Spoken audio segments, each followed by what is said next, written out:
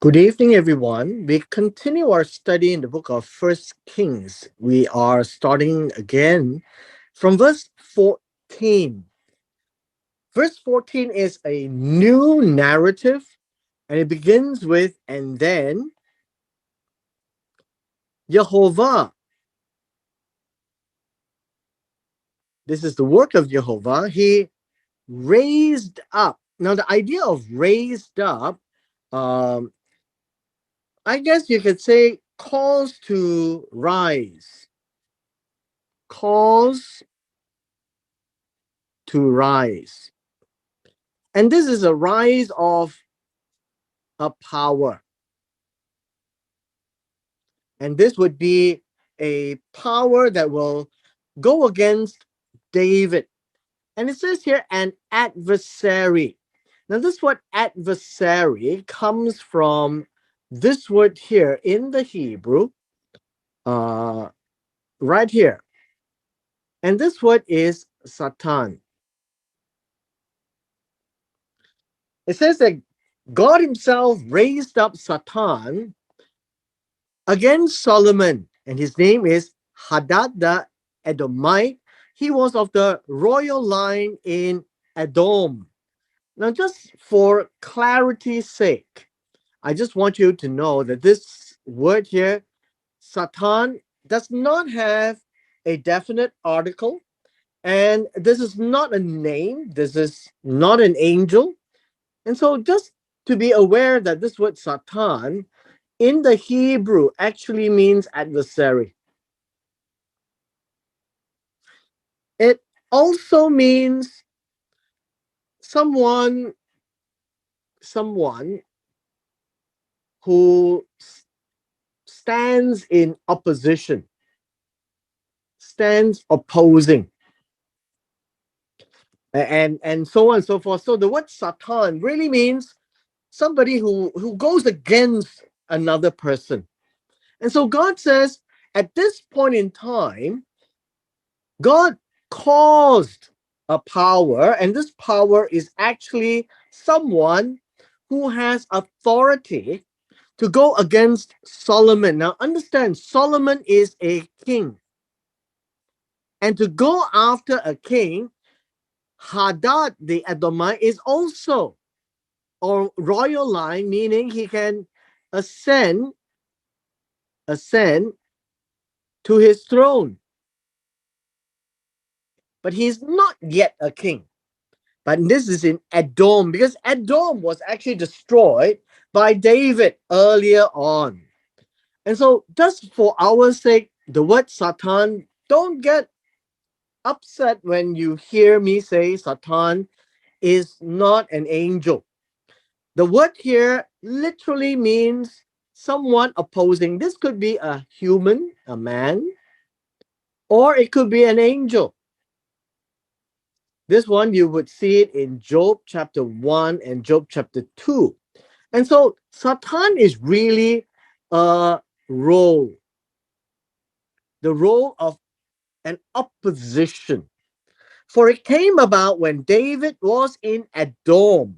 This was a time in, I guess, 2 Samuel chapter 8. Joab, the commander of the army, had gone up to bury those killed in battle and had struck and killed every male in Edom. Now, this is a very peculiar passage, mainly because the Israelites believe in the dignity of even the dead. And so to bury shows that dignity is given to the dead. Else, people would just leave them around and animals would come and scavenge them. And so in this case, they fought, they killed, and they buried. And it says here, every male in Edom. Now, every male in Edom means as they were there, excluding those who fled. Now, every time you read words like this, These are every male in Edom. It doesn't really mean every single male had died. It means that in the context is telling us that the killing was done on every male person in Edom. If they are not in Edom, they didn't die. And so those who had ran away did not die. In verse 16, it describes this to us. Joab and all Israel stayed there for 6 months until he had eliminated every male in Edom. This is literally wiping out, or you use the word annihilate, excluding those who had ran away. So read this one here in verse 17, that Hadad had fled to Egypt. And so Hadad from the royal lineage, he and certain Edomites of his father's servants with him, while Hadad was still a young boy. And so this tells us that he was no longer in Edom. And so he did not get killed. They set out from Midian and came to Paran, and they took men from with them from Paran and came to Egypt, to Pharaoh, the king of Egypt, who gave him a house, assigned him food, and gave him land. And so what basically happened was that they were in Midian. Let's see whether I could draw this out.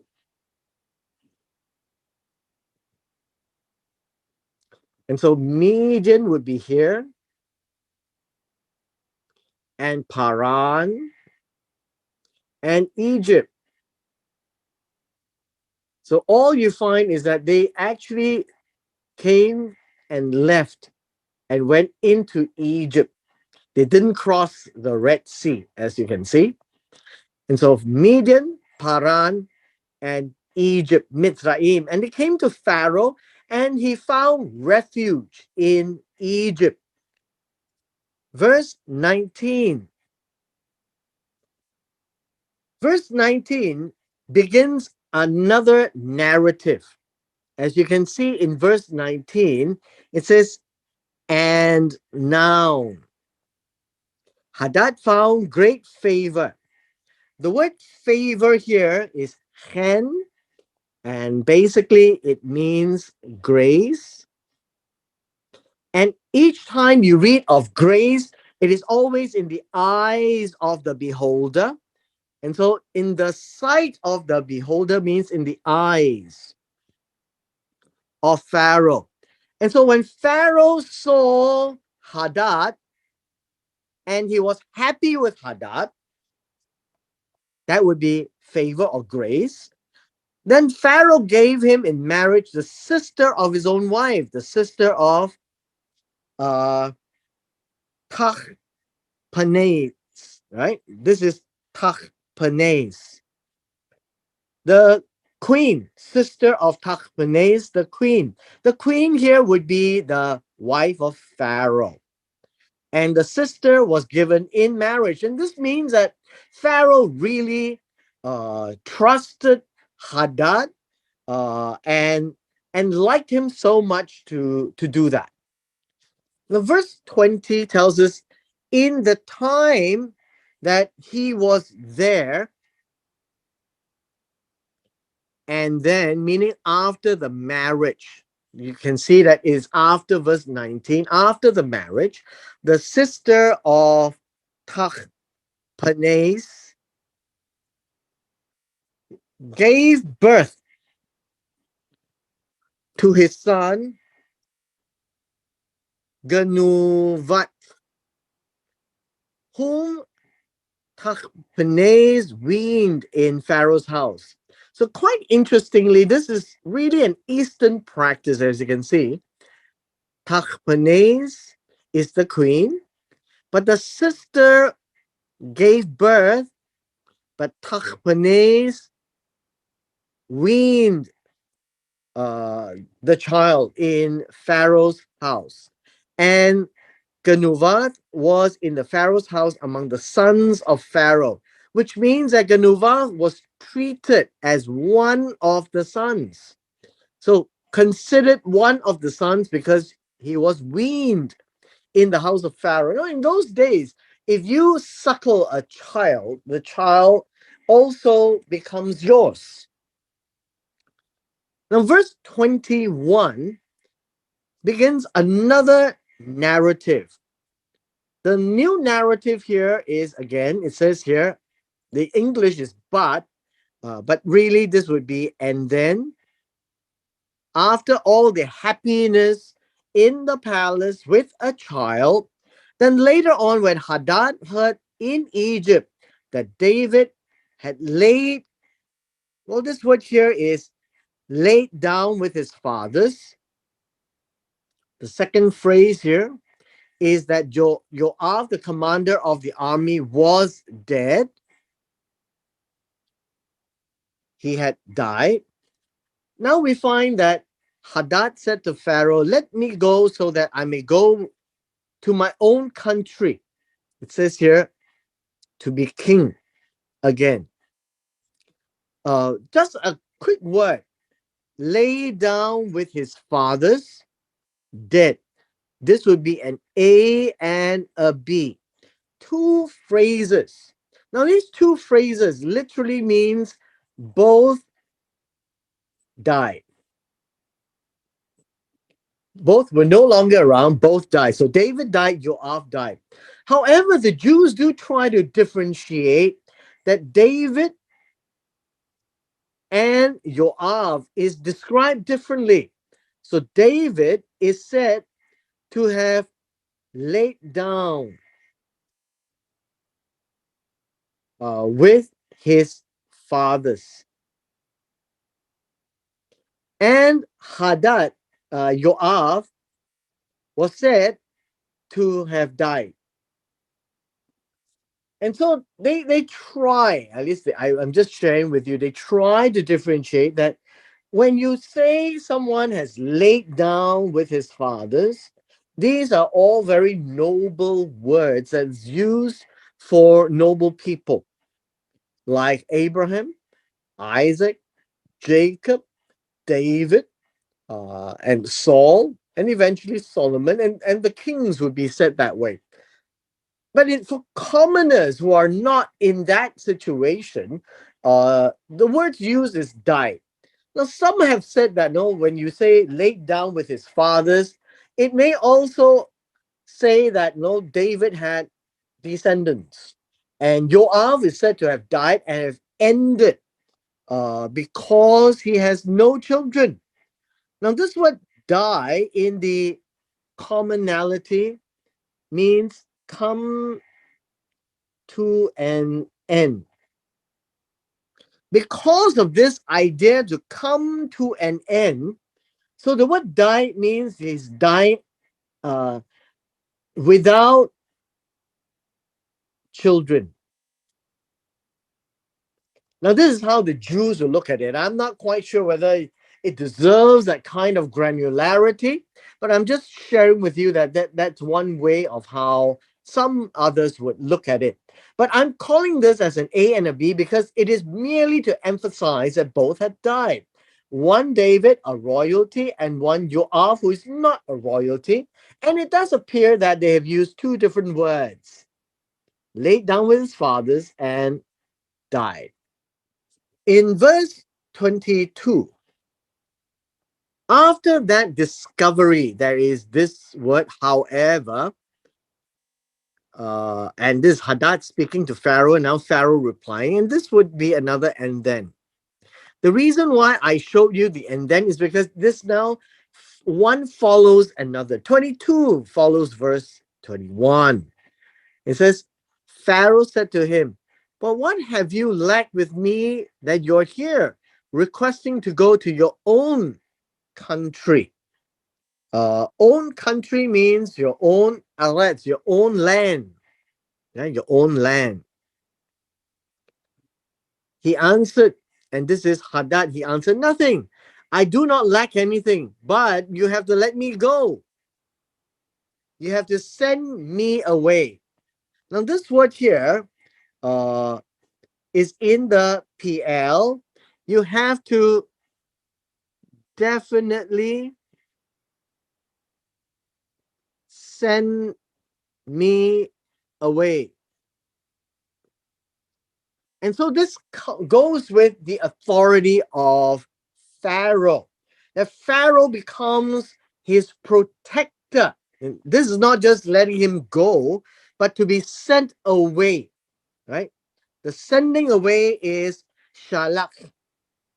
And this gives an idea that as that Hadad as an adversary, Satan, is very powerful because behind him is Pharaoh. Mainly because of these words, you must let me go. Uh, and these are the set of words. You definitely must send me away. And this is very powerful because to send, it is for Pharaoh to send him back. It is not that he is going home. Now, technically, yes, he's going home, but the choice of words in the Hebrew is about Pharaoh uh, granting him the authority to go and to go back with the blessings of Pharaoh and with the power of Pharaoh. And so, as a Satan to Solomon, he is not a pushover because he goes back under the guise and auspices of Pharaoh. Now, in verse 23, let us take a note of verse 23.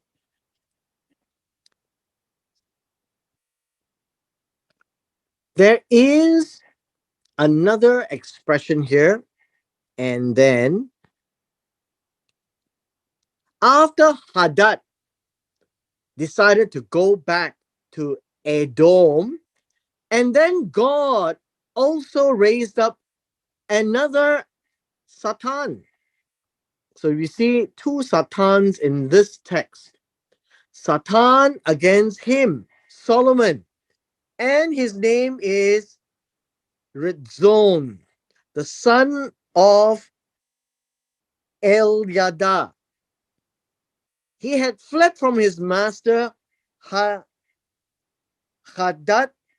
Edzer, the king of Zova. And basically, Red Zone is coming back to the whole landscape again.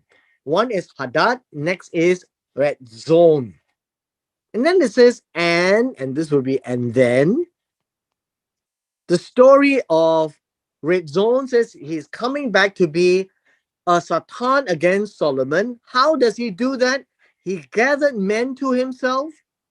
He became the leader of a marauding band. Now, this word here, as a band, uh, they would they actually behave. Let's see, they behave like troops, or they also behave like robbers. So they are troublesome. They are troublesome, and they go and after David, they killed those uh they killed those of Zova, it says here.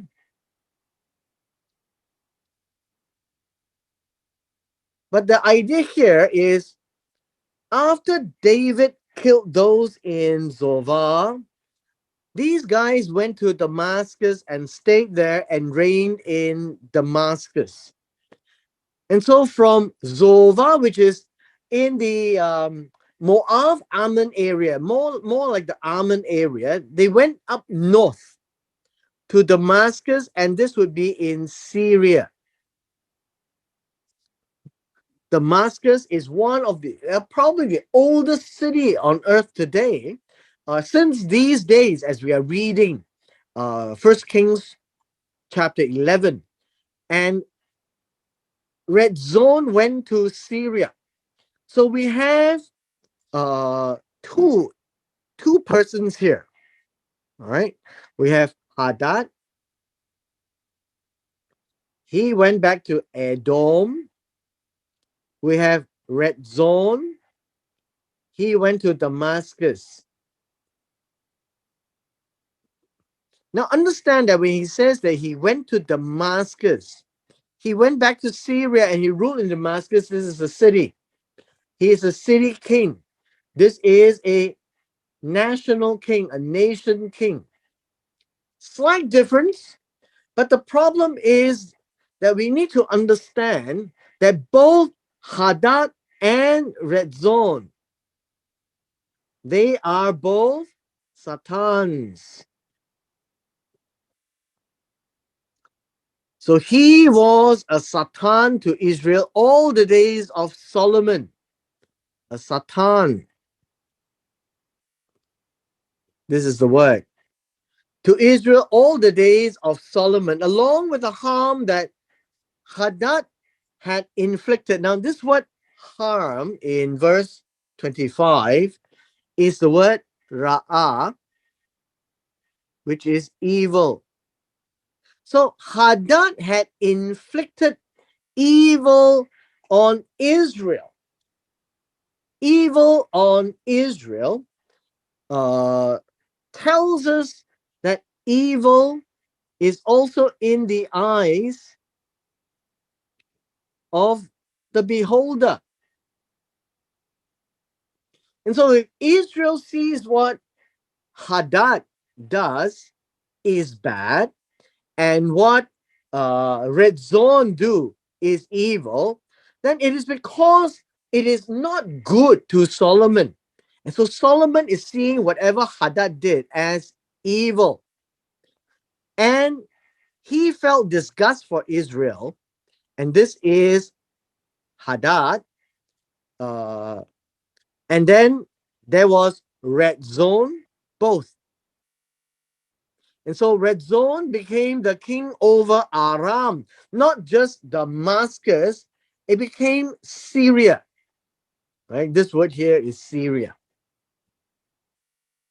As he grew, this became Syria, the nation. Now, this part is important for us that up to this point, we see that the life of Solomon at this stage is not good.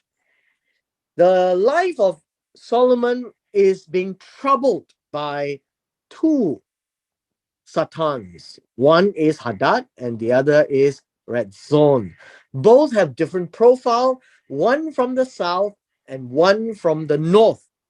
And this gave Solomon a lot of sleepless nights. Now we come to our last three verses for today, and then we'll take a break. Verse 26 describes another character. This character is Yaravam. This is the name. It is Yaravam, right? Yaravam. But the English or the Greek translated into English is Jeroboam, the son of Nevat. He is an Ephraimite, right? Ephraimi of Zeredah. Now, the word Ephraimite would be from the land of Ephraim, which is the northern part, right? Northern part, just north of Judah, basically. He is also Solomon's servant, part of the army, whose mother's name was Zeruah, a widow, uh, who also rebelled against the king. Now, I think we need to be a bit careful here. Uh, it is not the mother who rebelled against the king. This word rebel literally means raised his hand high, right? Raised his hand high against the king.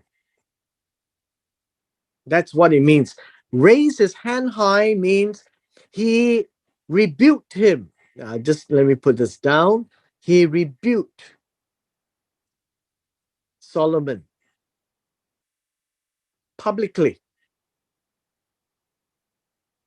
And basically, you find that the picture or the imagery would be Jeroboam would be raising his hand in opposition, in dispute with Solomon, saying that you shouldn't have done this.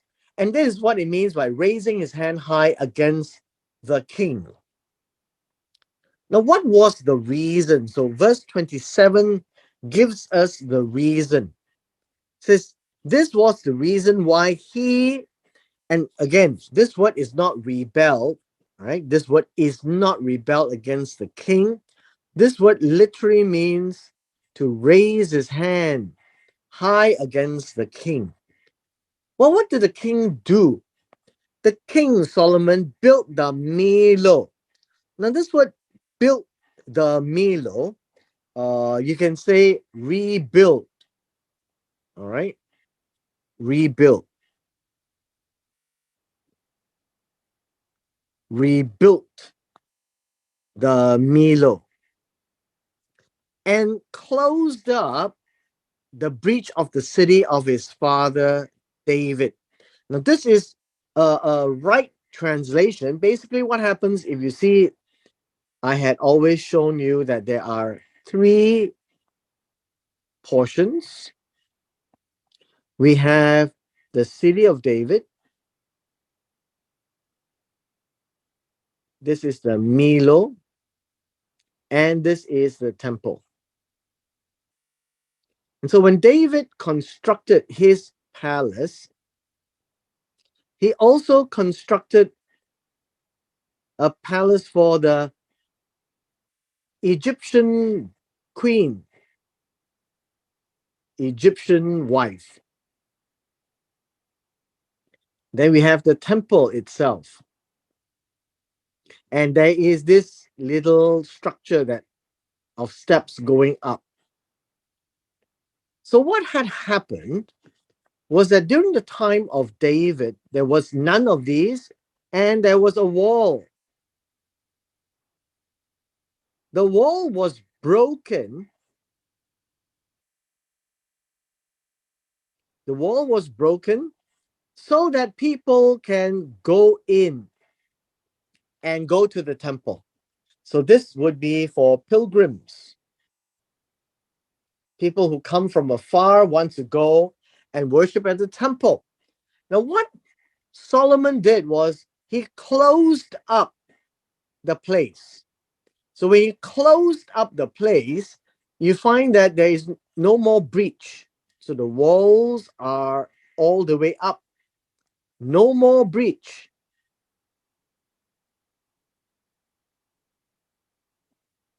And in this case, people can't go in anymore. And that was what Jeroboam was arguing with Solomon. And he disagreed that Solomon did that. It wasn't good for the people. And in so doing, we are only told of the incident of the fact that Jeroboam had cared for the people. The people going to the temple, they had a path, and now they had to take the long way in. And why did Solomon do that? Because Solomon loved his wives, especially the Egyptian wife. And in so doing, raised the ire in the eyes of Jeroboam. And this is the introduction of the individual, the personality of Jeroboam in this chapter. Now we will end in 27 because 28 onwards gives us a very, very important and I would say changing the landscape and changing the entire story of Israel. And that would be a prophecy that will come from uh, the prophet Achiah to Jeroboam, and God is inflicting this upon Israel. And with this, we've come to the end of our session today.